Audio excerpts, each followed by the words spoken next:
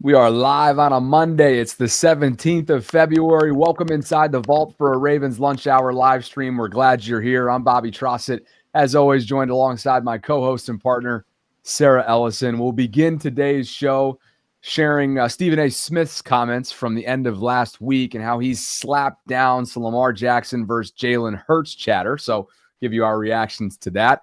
The latest on Justin Tucker's ongoing situation, Sarah, which certainly took another turn over the weekend. The latest Ravens coaching staff hire hasn't been confirmed by the team yet, but there was a pretty reliable report from over the weekend. It's a familiar face and name, a part of the Ravens Super Bowl winning team, and you guys know him. It's Anthony Levine. We'll get into the specifics of that a little bit later on, and we will have breaking news to address in just a few short minutes after our opening topic. And it has everything to do with a pending free agent, Sarah, in town. It is Ben Cleveland. Not good news for him. Not good news for his imminent future in Baltimore for sure, and maybe NFL future as well. But we'll get to that when we get to that. It's great to see you. I know you're dealing with a power outage out there in Columbus. So as we always do, we're working through it. Yeah, well, we had a power outage yesterday. Today we have our power back, but now I have an internet outage. So I'm on the phone. I'm hoping that it could come back in. I'm hoping for that email where it comes back. And if it does come back, I'll switch over to my desktop.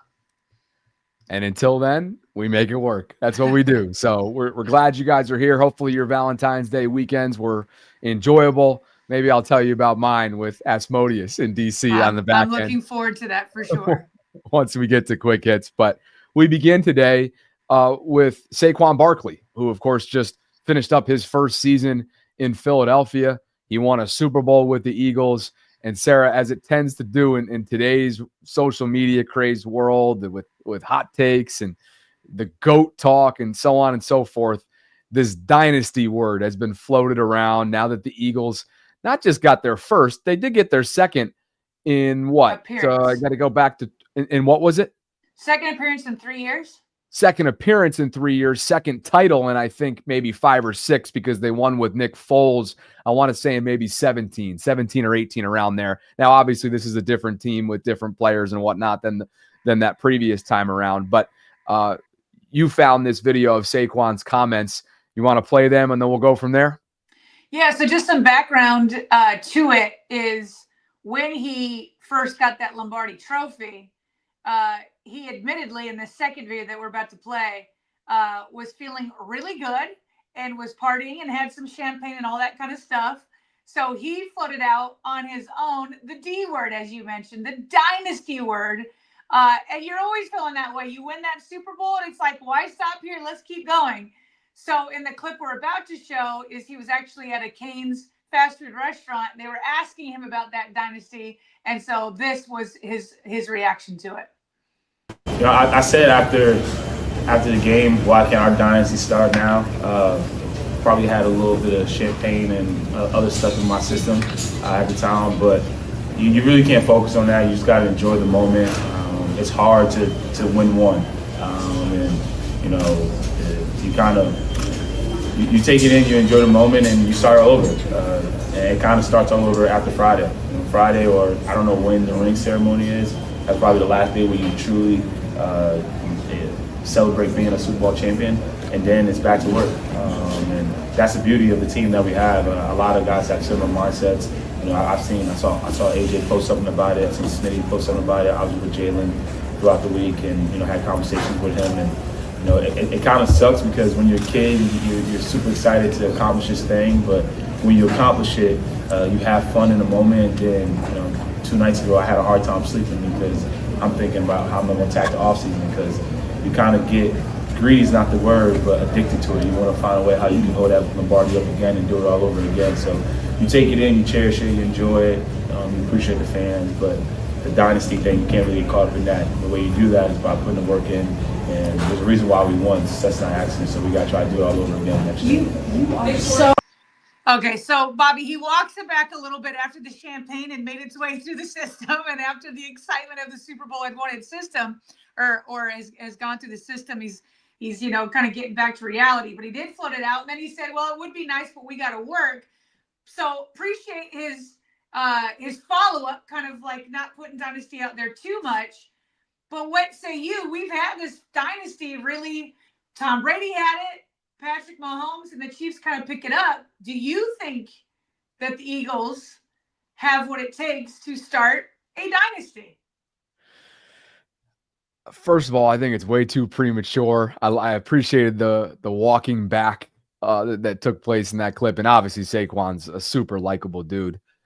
To me, dynasties and the conversation surrounding dynasties, I don't think they should be happening until you start to string, multiple championships. If you end up putting a back-to-back together, right, then all of a sudden it's like, okay, this is they're on the potential path to history, and that's exactly what Kansas City dealt with all year long when they were trying to go after that, elusive three-peat. So, look, Philadelphia has been nothing short of dominant in the regular season over the last several seasons. Do I feel like they're worthy of the word dynasty being attached or labeled to them at this point? I do not. I know you have opinions about the quarterback and his role in what could be or not be that moving forward. To me, it's just way too premature to have that. But the one thing for sure is that Howie Roseman has built this up from a front office perspective, that they have a ton of talent. They are expected to lose a decent amount of talent, which I know you have some comments on in the coming minutes as well next month once the new league year begins and free agency hits. But to me, you won one. If you go back to back, I'd be a lot more receptive to that conversation. Well, that's my thing. Is can you bring up that graphic that was making the rounds this weekend in terms of quarterback dynasties or quarterbacks that have made it to the Super Bowl from the AFC versus the NFC? Do we have that? Yeah, I'm just loading in the slides here because of our crazy pre-show event, so it'll be with us in just a second, and here it is. Yeah, so as you can see here, as Dob Kleiman kind of posted over the weekend, since 2002. And in 2002, that's when I believe the Texans were like the final team, the 32nd team to be added to the NFL. And it's also the current structure of the divisions that we have. So it seems like a good a time as any to like track how many quarterbacks from each conference has made it to the Super Bowl. Bobby, the contrast hits you in the face.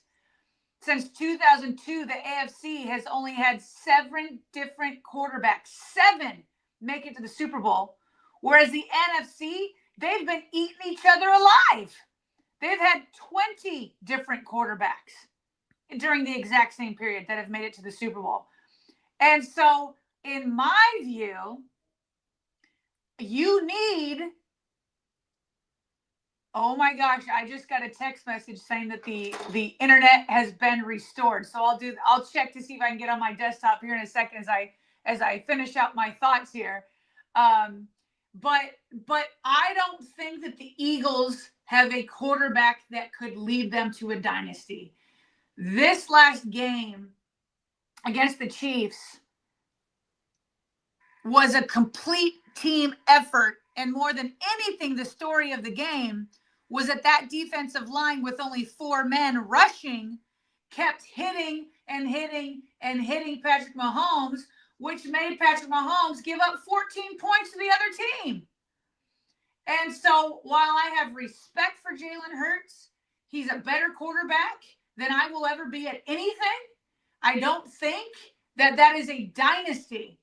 And so I bring this all up. And, a couple people want to say, what's this got to do with the Ravens?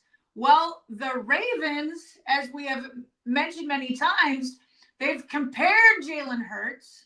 They've compared Lamar Jackson and said, well, Jalen Hurts has 2 Super Bowl appearances. Lamar has 0. That is true.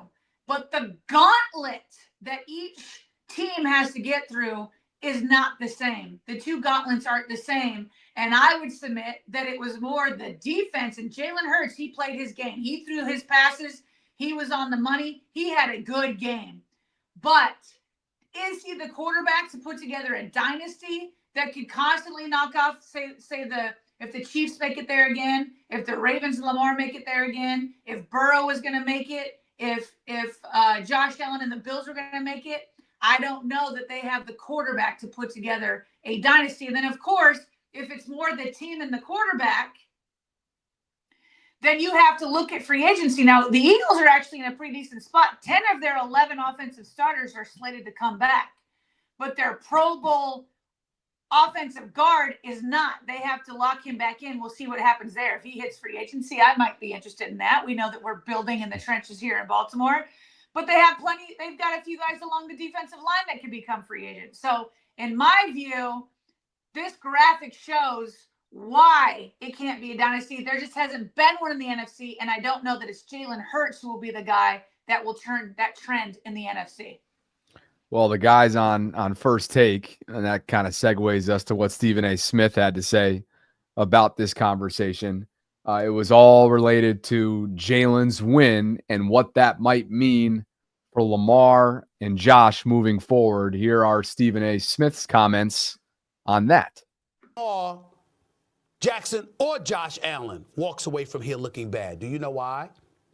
Because the Super Bowl didn't come down to some moment where Jalen Hurts just showed up and the game was on the line and it was a nail biter and he delivered the goods that Josh Allen and Lamar Jackson couldn't. No. Kansas City got their ass kicked. They got bum rushed by a front four that slaughtered Patrick Mahomes, that had Andy Reid looking like an average coach, that's got Travis Kelce wondering about retirement. This is what they did. I mean, it is amazing. And listen, I'm not saying this to disrespect anybody, okay, because I want to make sure that I'm very, very clear about what I'm about to say. Chris Jones is an absolute stud. Put me up on the camera when I say this, please, because it's very important. Chris Jones is an absolute stud. What did y'all say? We see this brother crying for the national anthem. We see this brother crying when they're about to win the Super Bowl. That brother just had a melancholy look on his face, rife with helplessness, because he knew that what he couldn't do was go out there and play offense for the Kansas City Chiefs. There's nothing he could do. He had to sit there. He had to sit back and watch that Eagles defense bum rush his boy Patrick Mahomes and the rest of the crew. That was an ass kicking. Let's just understand. Let's remind him. That was an ass. We give Jalen Hurts the MVP. He deserved it because he played well and what have you. But easily it could have been argued that the front four should have been the MVP. What they did to the Kansas City Chiefs was an annihilation. It was an epic beat down on the biggest. The game was 34-0. I don't care about that damn final score. It's 34-0. 34-0 in the third quarter. It was a wrap, okay? So nothing came really down to it, and that's the difference. Had it came down to the wire and Jalen Hurts found a way to beat Kansas City in a thriller, then we'd be looking at something he did compared to Lamar Jackson and Josh Allen. But I got news for you. The Eagles' defense beat Kansas City so bad, Mitchell Trubisky might have ended up walking away with the Super Bowl championship if he was behind center. Trubisky's catching strays, Sarah. But, you know, I think the point stands, and that is, if your immediate takeaway from that Super Bowl is that Josh Allen and Lamar Jackson look bad, you are doing a disservice and greatly understating the role in which Philadelphia's defense had in that ultimate beatdown, right? So that's I actually agree with him on this. How about you? Yeah, no, it's you know, sometimes you just adamantly disagree with Stephen A. And in this case, I adamantly agree instead of disagree. And that's kind of the point, is it's like to put together this perfect supporting cast where I don't even know how to phrase Jalen Hurts. He's obviously a top quarterback. You don't get there despite the quarterback, but here in Baltimore, we all know the difference between, say, a Trent Dilfer and a Joe Flacco and a Lamar Jackson. And so Trent Dilfer, to recreate what the Ravens did in the 2000s, they couldn't do it. They couldn't do it. It was a phenomenal defense. He had a running game by his back. Now, Jalen Hurts is way better than Jalen or Trent Dillard. Do not mistake me when I'm talking about these two. But it's not the same. It's not the same as a quarterback that's driving it. To me, to become a dynasty, you need a quarterback to drive it rather than a supporting cast to drive it, because it's infinitely more difficult to continue to put in the 21 other starting pieces on offense and defense versus and getting all those puzzle pieces right year in and year out versus just making sure that you have the quarterback that drives it. And so, to Stephen A's point, to think that Eagles win over the Chiefs makes Lamar or Josh Allen look worse, no, because we all saw with our eyes what they did to Patrick Mahomes. And Jalen Hurts, he threw his passes that he needed. I'm not taking away what he did, but he threw his passes. But to Stephen A's point, he said Mitch Trubisky. But if you put Josh Allen or Lamar Jackson or Joe Burrow or any of these other quarterbacks that keep fighting against Patrick Mahomes, well, they haven't had defenses that beat up on him the way we saw the Eagles. And to Stephen A's point, if you could give a MVP to a defensive line, that would be your real MVP beating up on Patrick Mahomes. Sports media across the country loves the fact that there's this opportunity to transition from one dynasty to the next, right? And trying to foresee that happening right before our eyes, meaning, from New England on to Kansas City, and where to next, right? They're always looking for the next thing. And I just think that it's far too premature. Dynasties only come around so often. Jalen Hurts obviously deserves his flowers. Neither one of us are taking away from that. He is the undisputed Super Bowl MVP. Yeah, and we're not taking away his Super Bowl win. The question is dynasty. Yep. Nobody here is taking away from what Jalen did. As I've said many times, when I watched that game, he did what he needed to do. He can't control what happened on defense. He can't control the game circumstances. He won his Super Bowl. He's a Super Bowl MVP. We're talking about what it takes to be a dynasty. And personally, I don't think that he's the guy that will create a dynasty based off of the graphics we just showed with the NFC and AFC quarterbacks. And the only reason we're talking about it is because the man in his backfield that put this out into the existence, maybe with a little bit of champagne breath, right? So anyway, that's that. They got a lot of decisions to make with free agency coming up, as do a lot of teams, including the Ravens. We've got some super chats that have come in here. We're glad you guys are with us on this Monday. It's President's Day, just coming up on 2,000 concurrents. So please like the video on your way in, subscribe to the channel if you haven't already done so, and hit that notification bell so you can be notified of when we're dropping our daily live content. Brian Walters gets us started today, and he writes, the resolution for this coming football year: enjoy the regular season domination, nap for 3 weeks, turn on the Super Bowl, and be pleasantly surprised. Playoffs are the roughest part of being a Ravens fan. Kobe Pruitt. I can't read. I'm sorry, Bobby. On my phone screen, it's just way too small. I wish. No. And then I got another email. I said I got a text message saying the internet restored. About 5 seconds later, it said, it's out. So still no internet. I got us covered over here, and I'm sure a lot of people that are within the Northeast corridor, those that are in Maryland or maybe out in the Ohio area, you guys can all appreciate what it is that we're going through. I mean, I just walked by yesterday. I was pumping my gas. A tree came right down and smacked the car's windshield. I mean, the wind is insane over here. So hopefully everybody's staying safe. Kobe writes, I respect Hurts winning the Super Bowl, but the NFC is several levels below the AFC in competition.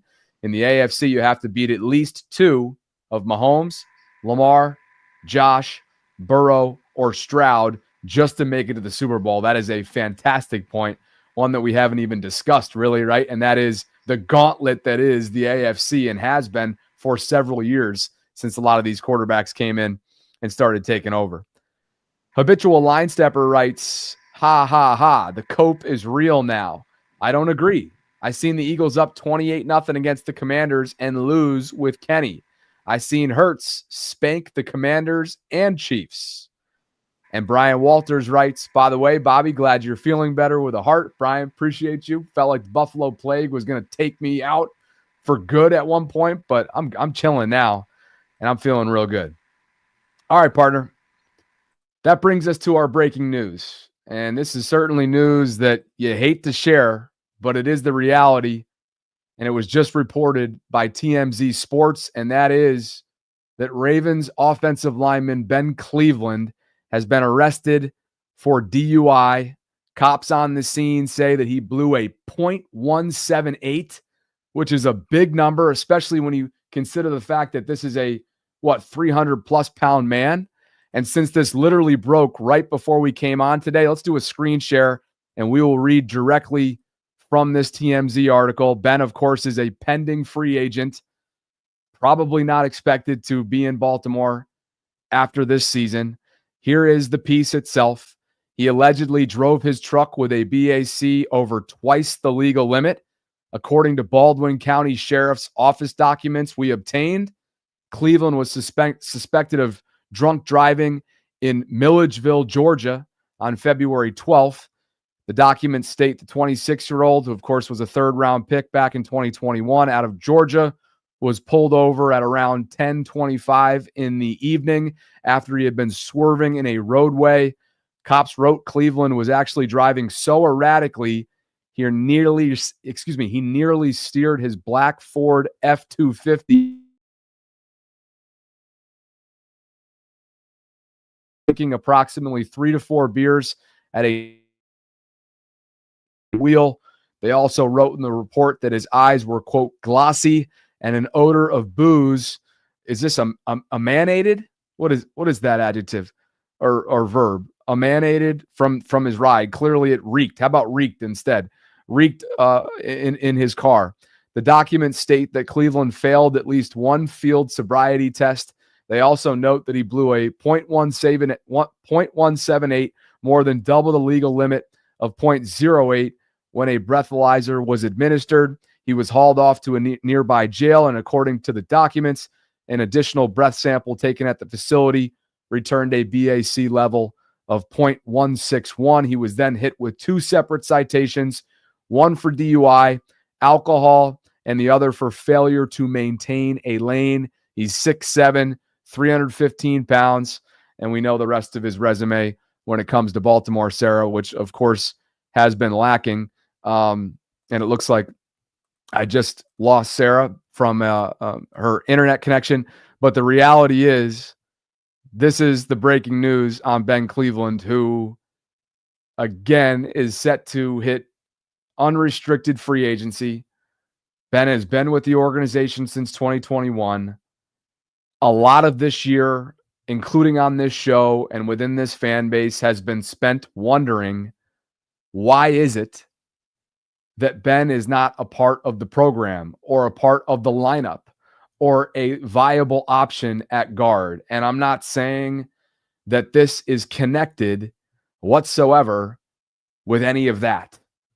What I am saying is, does this suggest where Ben's priorities are, where Ben's discipline is, where Ben's overall off-field habits lie, right? I think it just warrants a conversation that maybe, just maybe, Ben has not been in a great headspace when it comes to off-season training regimens, showing up fully committed and present to what he's doing and what he's asked of in Baltimore.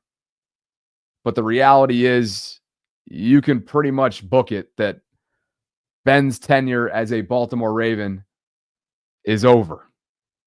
Again, more than 2 times the legal limit.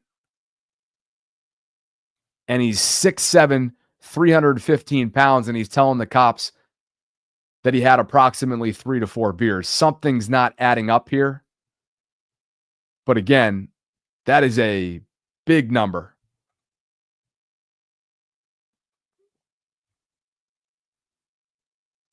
Blowing a .178.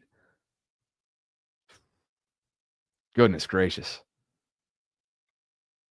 Yeah. And here's the thing.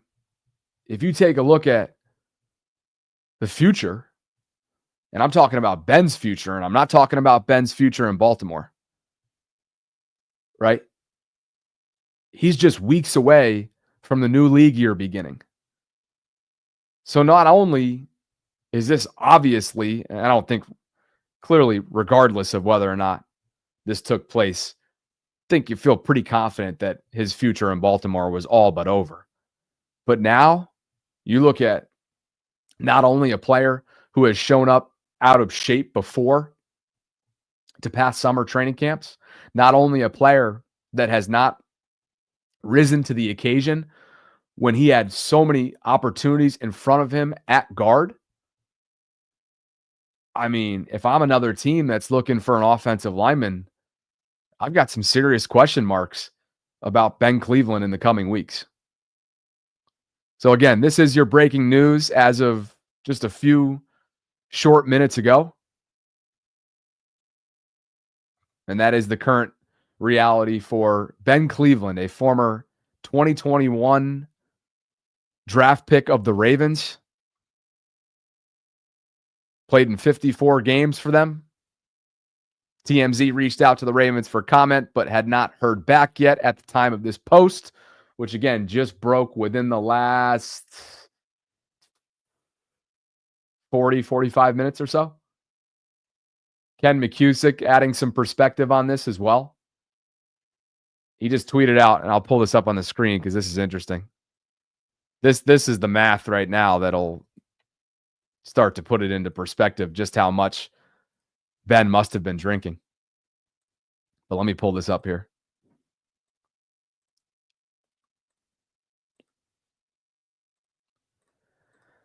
Ken tweet,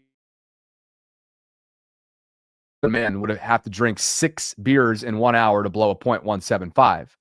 Ben Cleveland lists at 360 pounds on the Ravens roster, so he'd have to drink approximately 17 beers in 1 hour to reach that blood alcohol content. Even with his body processing the alcohol at slightly more than 1 beer per hour, this might reasonably be 20 beers over 3 hours prior to driving.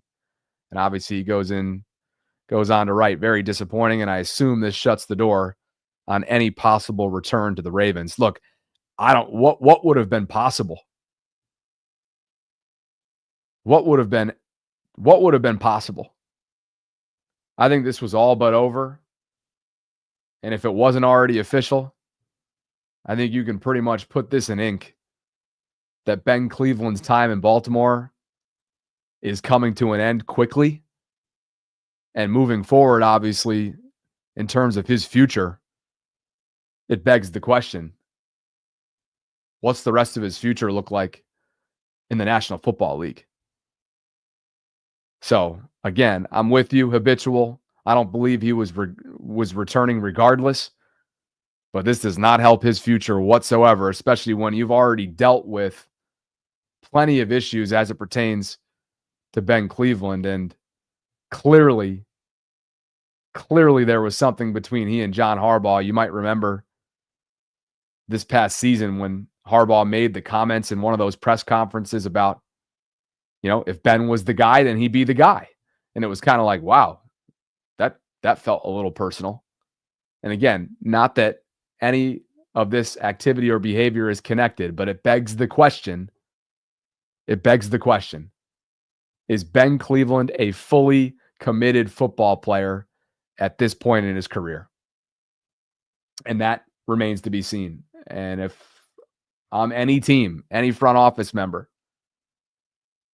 I got a big question mark around Ben Cleveland if I'm looking for him to potentially join my team. That's the latest there, which now brings us to another story that's also not one to make light of whatsoever, and that is the latest on Justin Tucker. Justin, as of this weekend, and the latest reporting done by the Baltimore Banner, states that 7 more massage therapists have accused him of inappropriate sexual behavior, which brings the number to 16 women across 8 different Baltimore area spas. I'm not going to go in and read the entire piece. I'll let you do that if you haven't already done so to get the details if you're interested, according to the Baltimore Banner. But there is very graphic detail provided. There's a lot to unpack. And at this point, especially when you look at past timelines with similar situations, most notably Deshaun Watson, I got to think that Justin's future in Baltimore is in grave danger. Within that same thread, Justin Fenton tweeted that, like the others, meaning the other massage therapists, these allegations date to the 2012 to 2016 timeframe. That was his rookie season, and of course, the year that they won the Super Bowl, to 2016. Justin maintains he did not act inappropriately and was never banned from any businesses. He provided a signed declaration from one spa owner saying that she never knew of nor suspected any problems. That document in part reads as follows. During that time, Justin was a frequent customer and received multiple massage therapy treatments at the spa. At no time did I or my husband ever receive any complaints from any source about Mr. Tucker's behavior at the spa, nor did we ever suspect that Mr. Tucker had engaged in any misconduct whatsoever at the spa. Based on my conversations with employees of the spa, my understanding is that Mr. Tucker had an excellent reputation among the massage therapists and other employees with whom he interacted. And then went on to write, I declare under penalty of perjury under the laws of the state of South Carolina, the foregoing is true and correct. Again, that is a document provided by Justin and his representatives in terms of a signed declaration from one spa owner saying that she never knew of nor suspected any problems. The issue for Justin is that the latest reports not only more than doubles in terms of the number of massage therapists, but their accounts, again, allegations, but their accounts are extremely graphic and obviously serious. The 7 new accusers, and this is directly from the Baltimore Banner, include women who say Tucker acted inappropriately at some of the city's most luxurious spas. This includes the spa at Four Seasons Hotel, the Baltimore Spa and Salon at the Ritz-Carlton Residences. That one has since closed and been replaced with a new one. But again, what's notable here is that women who are coming forward to share their accounts is now at 16, and it begs the question, are there more coming? That's what we asked in general when we addressed this for the first time within the last few weeks when it first broke last month. And I'll continue to ask that. Is there more? Is there more coming?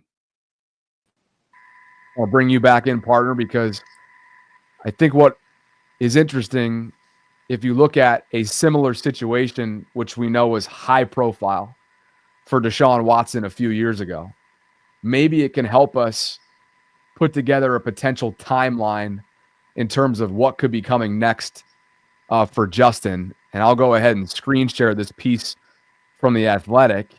It was this was September of 2024 by Mark Palaio. But again, it looks back at the timeline of Deshaun Watson's legal troubles and his career since the first sexual misconduct allegation came in 2021. So what specific part do we want to start with?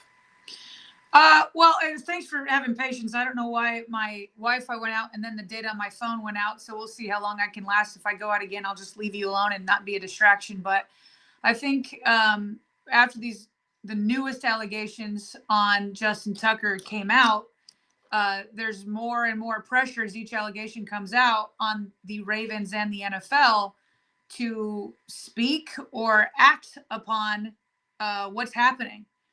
And so I was curious as to what that timeline could look like. Like when are we going to hear something? And I don't know what the Ravens will do, but I do know that in this Deshaun Watson scenario, as we look at the timeline, the very first time an allegation went public, Bobby, I believe was in March. Can you scroll to the March of 2021, which is when there's April, and then March should be coming up next. Yeah, so it was the first allegations emerge. Okay, so for Justin Tucker, the first allegations emerged in January. Okay, now if you scroll down, many things happened between that first allegation, including being traded to the Cleveland Browns and then him getting that fully guaranteed contract.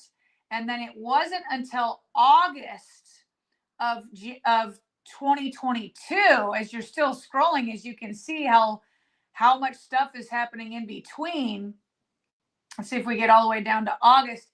And it was in August of 2022 that the NFL suspended Deshaun Watson. So if we go from March of 2021 to August of 2022, that's almost a year and a half, Bobby. That's a year and a half before a, quote unquote punishment from the NFL came down. Now, of course, NFL teams can act independently from the NFL. If the Ravens wanted to, if their investigations were finished, they could say, hey, we want to release Justin Tucker. We'll announce it now, but it won't happen until, say it'll be a post June 1, right? So it won't officially go down until June, but they could announce that they were going to do so. But if we look back on kind of what happened with Deshaun Watson, the way it took for the NFL this time, it could take up to 18 months. Now, do I think that would happen? Probably not. They'll probably take action before. I imagine the Ravens would take action in either March or before the season starts. But it just kind of takes you back to that time to remember how long it took for the NFL to take action. Yeah, no, I think this was smart to kind of give us at least somewhat of a blueprint here, even though they are different situations, similar certainly, but different situations when it comes to the overall timeline and whatnot. It is notable, Sarah. I was thinking about this, getting ready for what I can now say is official. I will be in Indianapolis next week at the Combine, and John Harbaugh and Eric DeCosta are expected to have media availabilities. Correct. It makes you wonder, one, will the Ravens try and handle this publicly one way or the other prior to those guys sitting down? Because inevitably, these questions are going to be asked right off the bat. Absolutely. Absolutely. And I think that fans are going to want more. Listen, we always have to say this because this is the way the legal process goes. Is, Justin Tucker has denied all the allegations. And so one of the reasons why NFL teams and the league itself has to do an investigation is because if they were to cut him prematurely, and listen, 16 allegations are a lot, but obviously they have to have their ducks in a row, because if the NFL or the Ravens take a misstep, they could be hit with a lawsuit or something like that. They just have to have everything in order. That being said, fine, you got to do that, but I don't think it's going to satisfy the NFL world if the Ravens, Eric DeCosta and or John Harbaugh, did you say they're both scheduled to speak? Do we know? Well, in the past, I'm just basing that off of past combines. Well, yeah, it kind of depends. If you go far back, they would Ozzie Newsome and like John Harbaugh would alternate. But sometimes they'll both speak or whatever. Either way, one of the two or both will speak. And I don't know that it'll be enough to say we're looking into it. Right? It's just exactly. Like that just kind of falls short. And they can say, well, we take allegations like this seriously. We're looking into it. They obviously have to figure out, their lawyers, the Ravens lawyers, the NFL lawyers, they all have to make sure that they're not getting out ahead of their skis. But it will not be a good look if it ends at, oh, these are serious allegations and we're looking into it. I couldn't agree more. This has gotten to the mode of it's snowballing. the trickle-down effect is on. Clearly, there have been massage therapists who seemingly have been inspired by other folks coming forward, and you wonder if there's more within that period of 2012, his rookie season, to 2016. So obviously, this is something that, especially when, man, you go back to back. First, it's Ben, Sarah, and first, and then you go to Justin. It's not exactly been a glorious offseason here when it comes to these two coverage stories, but this is not going away for the Ravens. I know that for sure. And at some point, you would think something's got to give, especially with those media availabilities potentially coming up next week in Indianapolis for the annual NFL Combine. That brings us to some quick hits. And before that, let's get in some more super chats. We've got over 2,700 of you concurrently joining us today, Tila. I know you were wondering. Kobe says, and this helps me out a little bit here because I totally botched it during, of course, it was the first time I read the TMZ article, and I get, I didn't know how to pronounce emanate. Is that it? Emanate? I don't know what the line was. Hold on a second. Let me do my own. I had the issues at that point. You're good. Here it is right here. But you guys are all about to hear it. Emanate. Okay. Emanate. Well, Kobe, thanks for looking out for me. I think I actually nailed it the first time. But anyway, that was in the TMZ article. Asmodeus says more like 3 to 4 bottles of Henny, referring to Penn's 3 to 4 beers, which definitely was not the case with a more than double BAC limit. Cincy Raven says, I heard a quote once, quote, the AFC is where gods play QB, but the NFC is where the roster makes the QB. Not a fan says Robert Kraft would have his back. Where is Steve to stick up for Justin Tucker? A little bit of, yes, we all remember Robert Kraft's history when it comes to massage parlors. Let's get to quick hits. Anthony Levine Sr., Sarah, a.k.a. CoCap, is rejoining the Ravens, where he spent a chunk of his career. Baltimore is expected to hire him as an assistant special teams coach, according to Matt here, who has been on a lot of these assistant hires so far this offseason. Anthony played for the Ravens from 2012 to 2021, and he spent his last 2 years grooming perhaps his special team coaching abilities in Tennessee as an assistant special teams coach. And remember, right after he retired, he joined the Ravens in 2022 as a personnel and coaching assistant. So Sarah, this is somebody that obviously was a special teams ace for this group, somebody that is universally respected and beloved within that locker room, at least from the coaching staff. I don't know, he didn't play with a lot of the guys that obviously there's been turnover since he left, but there is still some overlap as well. But I think this just continues with sort of an off-season trend when it comes to hiring of both the up-and-coming and the savvy veterans that John Harbaugh's put together.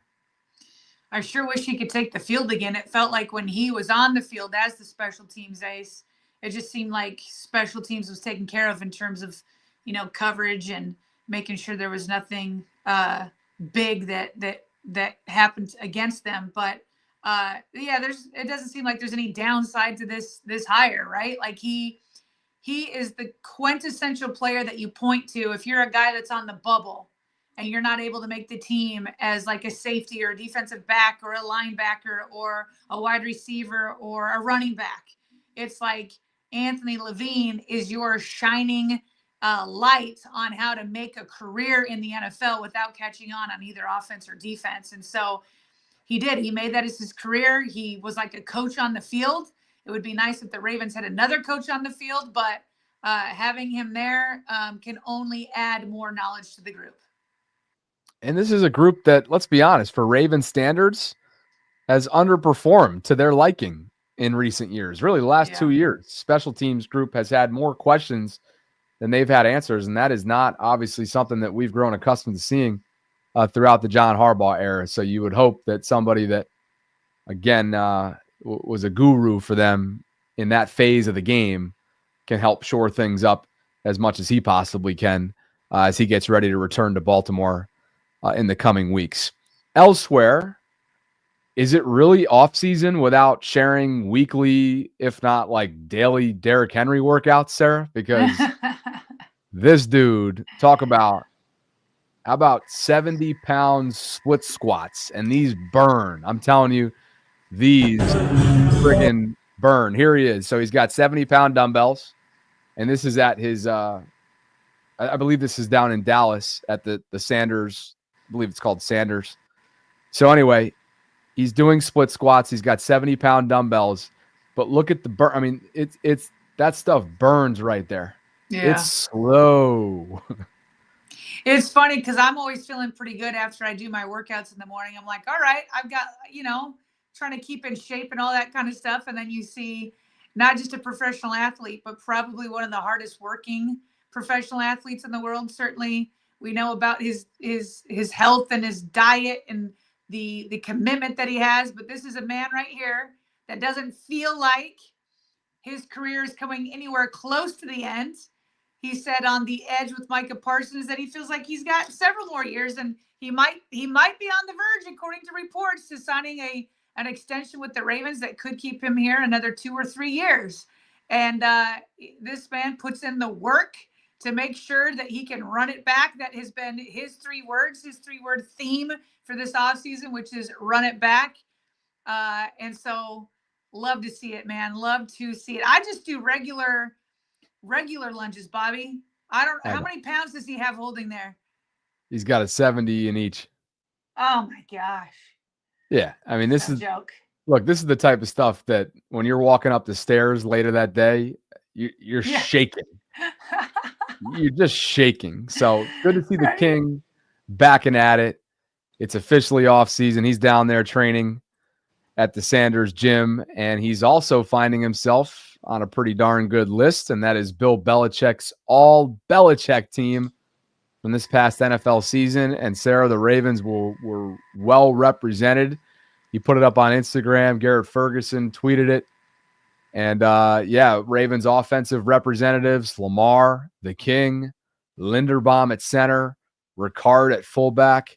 Defensively, 3 more reps, including Marlon at corner, Kyle at safety, and Roquan in the middle. So those are your Ravens representatives for Bill Belichick's all Belichick team. So 2 notes on this. First of all I can hear is Bill Belichick since week 2 saying the only team that can beat the Ravens are the Ravens. And so him pointing out all these, all Belichick team quality players just like is another gut punch, because it's like, yeah, this is awesome that the Ravens have all of these guys, and everybody on this list except for Patrick Ricard is under contract for next year. And Patrick Ricard, I'm feeling 99% confident that he's going to re-sign with the Ravens. So that would take us to 100%. So just that's right, run it back, but please stop shooting yourself in the foot. The other thing, Bobby, is if you zoom in, which I know we can't do right now, he's got, you can a little bit.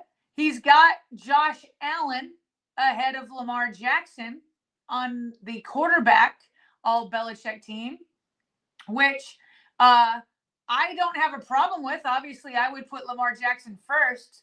My beef, Bobby, with MVP voters are the ones that put Lamar Jackson number 1 as all pro, which is essentially what this is, all Belichick instead of the AP all pro, but it's synonymous with what he's doing. He puts a starting and then secondary quarterback, and he put Josh Allen first. The MVP voters that just say, you know what, I feel like Josh Allen had the better year. Okay, more power to you. But those that try to split the vote to try to give a little bit of love to everybody who admitted that Lamar Jackson was better and then said, but I'm going to vote for Josh Allen for MVP. It's those guys that I more take issue with. But just say it with your chest out. And that's what Bill Belichick is doing here. For him, it's Josh Allen over Lamar Jackson. Of course, I disagree with him, as does his quarterback, who is Tom Brady, because he voted for Lamar. Well, speaking of Lamar, as we go back to the well that has become Super Bowl content from Radio Row, Will Anderson is a stud defensive end for the Houston Texans, and he joined Kevin Clark's show. And I'll let the segment speaks for itself. Listen to this. Quarterback to sack. Lamar Jackson. Explain what happens when you're closing on Lamar Jackson. It's like, so you know how we all have 2 eyes? Yeah. But I swear it's like he has about 4 eyes because he would not see you coming. Yeah. And then out of nowhere, he'll like see you and then he'll do like a pump, like a jab step, make you keep going forward, and then he'll reverse all the way back around. You try to go get him again, then he'll go this way. He's the hardest quarterback to sack. So keep He in said mind, he had 4 eyes. well, he's hilarious. He goes to Kevin. He goes, so you know how we all have 2 eyes, right? Yes, Yeah. yes, I do know that. We all have 2 eyes. Keep in mind, Will is a freak of nature. He's 6'4", 243, fast as heck. Former first-round pick, the 3rd overall in 2023 out of Alabama. Like, this dude's a specimen, and yet he feels like Lamar is on a completely different playing field with eyes, talent, ability, so on and so forth. That's just, yeah, it's his vision. And I've said for years that probably one of the things that are most undervalued in the media about Lamar Jackson is his vision, his ability to just see the field and be able to react to it.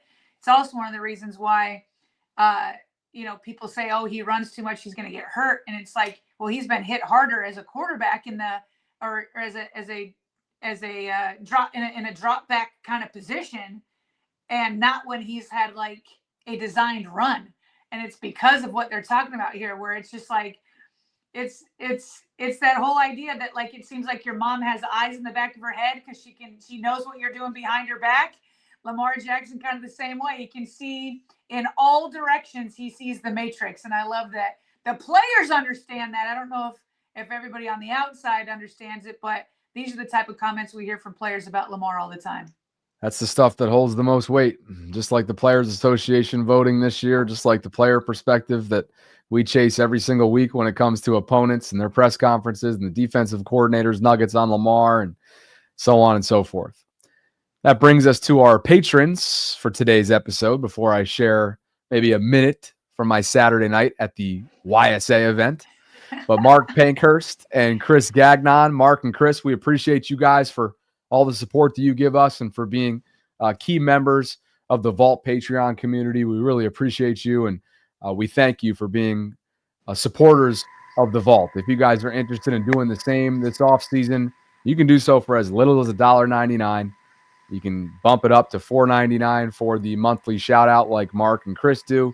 And you can visit patreon.com/RavensVault podcast to learn more about how you can get involved and how to support what it is that we're building. So, Sarah, on Saturday night, I went down to the Washington National Cathedral in D.C. to meet my friend and our subscriber, Richard, a.k.a. Asmodeus Thanatos. This was a young single event put on by, the Church of Jesus Christ, DC YSA North Stake. It was dress code was cocktail attire. There was bachata dancing, hors d'oeuvres, mocktails, Valentine's night trivia theme, and a whole lot more. And I have to tell you, I walked in, felt like a fish out of water, couldn't find Richard.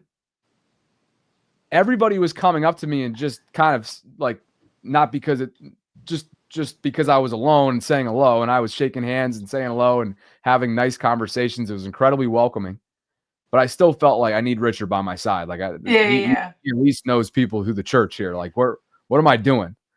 And then I found Richard. We joined a trivia team. We then went up to the ballroom and got involved in some dancing. And I have to tell you, it was a lot of fun. I met a lot of really impressive women, young women. No numbers were swapped, and there's really no updates in terms of like potential candidates. But I would definitely go back to an event. I enjoyed the experience, and I look forward to wingmanning it up with Richard again. Wow. Well, that's different. Definitely a different kind of event. I don't think I've ever been to something like that where they were at, what was the cathedral that they were at? We were at the Washington National Cathedral in the heart of DC, baby. This was a high-end event. Yeah. Holy cow, that's crazy. That's crazy. The rest of it sounds like, a typical LDS event where you got mocktails and dancing and, people chatting it up and being welcoming and all that kind of stuff. But that's hilarious. That's hilarious. So, yeah, I know we got to wrap up because we have another business call to do. So I'm going to have more questions offline for you. But I'm glad that it was worth the drive down. Is that what you're saying? Absolutely. Here we are in selfie mode. Here are the boys. We ended up going out to dinner afterwards together. We went to a place called Barcelona, had an awesome time together, and caught up, and actually met some single girls there, funny enough, that were not a part of the YSA evening. But no, I had several nice conversations with really women that I was interested in from afar. Yeah. And tracked down and just chatted with. So it was to me, it was like a very refreshing scene that you can be in a dance environment. And it was a dance environment. There were a lot of people in there. And yet everyone is in this state where it's just I've spent all my 20s and now I'm 30, right? In these scenes on Saturday nights in jam-packed bars with an overwhelming amount of drunkenness, people acting out of character, right? We've all been in that bar scene. Some of us have been in that bar scene. And so to be on a Saturday night in Washington, D.C., just in the comfort of an environment where everybody's just enjoying each other's company. Yeah. I enjoyed it. It was a lot of fun and I felt very comfortable to be there. That's awesome. Yeah, no, that was all of my single life was at things like this. Certainly not down in DC with that kind of building or anything like that. But you just and I knew that you would fit in that way because you just learn to have a fun time without a drop of alcohol. And that's not bashing, anybody else that enjoys those scenes and does that. And so, but yeah, this is how my whole single life was. And it's an event like this that I met my husband. And so it's nice that everybody can just, have an absolute blast and know that they're going to remember it the next day, so it's, I'm glad that you got to experience it. I have to tell you, you were obviously on my mind for a number of reasons all throughout the evening. But what if I told you the first conversation was really, really crazy about how it just sort of all circled back around to you? I'll quickly tell this and then we got to jump. Oh, this is okay. I'm wearing my classic turtleneck, right? Yes. And I got approached by another guy who was wearing a turtleneck, fit looking guy, probably about my height, curly hair, good shape, whatever. He's got his turtleneck on, and that's how he starts the conversation. Hey, I see you got the memo or something like that, right? Yeah. Well, what do you know? He's in residency at Johns Hopkins and lives in Canton. Oh my gosh. That's crazy. Right? So we both made the trip down to DC for this event. And so I start chatting with him, and I just thought to myself, wow, it's a mini Trevor looking for his Sarah right now in DC. Look at this. It was just like this full circle moment where I'm like, this dude's in residency. He's getting his medical career started. He looks like $1 million and he's out here looking for his Sarah. And I just thought it was hilarious. That's hilarious. That is hilarious because Trevor, when I met him, was in his residency at Johns Hopkins living in Canton. You can't make that up. You know what I mean? Make that up. Yeah. Exactly. Yeah. So that's hilarious. He's a new subscriber of ours, so he might be watching this. If that's the case, I hope he's enjoying it. But what's his residency, real quick? In what? Oh my God. Let's see. It was, what kind of surgery was it? Well, if it's residency in surgery, it's probably just general surgery, and then you'll have to specialize later on. Yeah. I think it was. He was impressive, dude. You just talk to him like he's an impressive guy. So yeah. So anyway, long story short, I'm glad I did it. I want to say thank you to Richard for hosting me and wingmanning with me. He was doing his fair share of chatter, so don't know what came of it for him. But we were able to break bread afterwards and enjoy Wait, a drink or two. here's my last question. You said that there was no, and sorry if I interrupted you. You're kind of going in and out for me, so I thought there was a break in there. I'm sorry if I interrupted you. You said you didn't exchange any numbers. Was there anybody that you're like, dang, I wish I asked her for her number? Yeah, there were probably 4 or 5 women in there that I saw that I was like interested in. One of which, and it was really hard. They, as welcoming as everyone was, there was a little bit of like groups that you had to infiltrate, and everybody definitely had their friend groups. Sure. So Richard and I were kind of just like a 2-man wolf pack, trying our best to get into those groups as much as possible. So it wasn't as easy as it seems. Yeah. But I will say this: I did stick my neck out there at the end and go out and approach a girl that I was looking at all night, and we were both looking at each other, I thought. And so I went up to her, introduced myself. She took a picture for Richard and I, which is pretty funny. And then I used that as a way of like, just kind of talking about things. She lives in DC, and I just didn't end up getting her number because within those 5 minutes of meeting and chatting with her, she said she was not an outdoors person and sort of like a library introvert. And so I was like, you're really cute, but that probably doesn't match up very well with me. So I kept it moving. Okay. All right. So that is that. That's my review on my North Stake DC YSA evening. It won't be the last, maybe. And I appreciate you encouraging me to do it. It was fun. Yeah, no, it's funny because when you sent me that selfie, I was on my way to dinner with my husband and our friends that came in from Baltimore. Like we were doing a double date. And they just thought I told the whole story of how this went down, and Richard came into the super chats and all this, and they were all dying laughing. Oh yeah. And so I showed them the selfie that you just put up, and everybody at dinner was concerned because it was like, whoa, it looks like there's a lot of guys there. Like, maybe it was just the angle of like your photo or whatever. We're like, doesn't seem like there's a lot of girls there. It seems like it's like the guys are outnumbering the girls, but maybe there are more women there than that selfie showed. Oh yeah. Yeah. I probably just didn't do myself a solid with the angle because there were plenty of them in there. And it was fun. I was dancing. Richard and I were dancing. We were in the middle of a dance circle. At one point, Richard got in there and started doing some moves. So it was something else. It is impressive. We'll end it on this note, I guess, but it's impressive how you are so willing to go out and try new things, and completely like just hearing that you're at the center of a dance circle and in an environment that you're saying, I felt like a fish out of water, but I'm going to go get in the middle of a dance circle anyway. And like, you just have no fear. And I love that about you. You know what? If you're not taking chances and shots at this point, it's like, what are you doing? And I'm driving down. I'm thinking to myself, what am I doing? I won't lie. Like I'm driving down. I'm like, what if Richard doesn't show? What if Richard has other friends? What if Richard meets a woman and I don't? So like, there's just so many things going on. I'm low key. I kid you not. I am literally like coming up with potential contingency plans of who I do have in DC because I walked in and I was like, no, this is like, I'm going to stay for an hour. Like that was literally my thought when I walked in. I was like, this isn't going to work for me.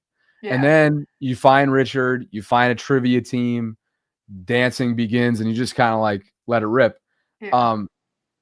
But I was texting a girl that I met on Hinge recently who lives in DC about potentially getting it out, but then I decided to stick it through. Good for you. Good for you. I've got no problem with the backup plan with that drive that you had going on and not knowing a soul down there. Wow. I can't believe you did that. That's awesome.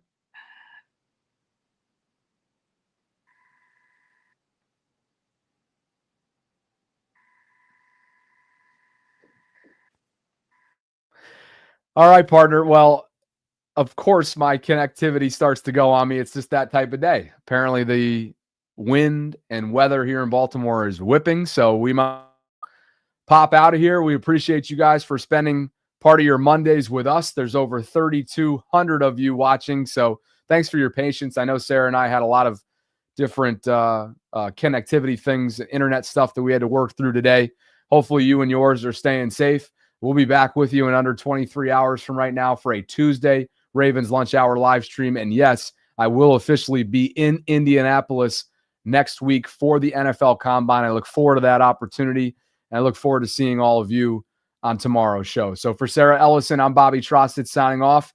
Richard, thanks for being the ultimate wingman. Let's go to the next YSA event. I'll find one. Let's go. I'm down to go to one in Baltimore. I got invited to one in Baltimore, by the way. Apparently it's near the Alameda, something like that. So time will tell. We'll see. We'll figure it out. Appreciate you guys as always. Stay tuned, and we'll catch up with you on Tuesday, if not before. And I do believe we have one other super chat on the way out. And Kobe says, seems like the Ravens are collecting up and coming coaches. Are they potentially looking for Harbaugh's eventual replacement for the future? I think that's always got to be in consideration. This is a coach that's been around. Obviously, he's the second longest tenured coach. He's on the other side of 60. I think that is always a part of the hiring process, that you're grooming talent no matter what. So thank you for the super chats, Kobe. Thanks to all of you guys for all the support. Apparently I paused at a fun time. I don't know what happened, but what are you going to do? We'll be back. We appreciate you guys. Catch up with you soon.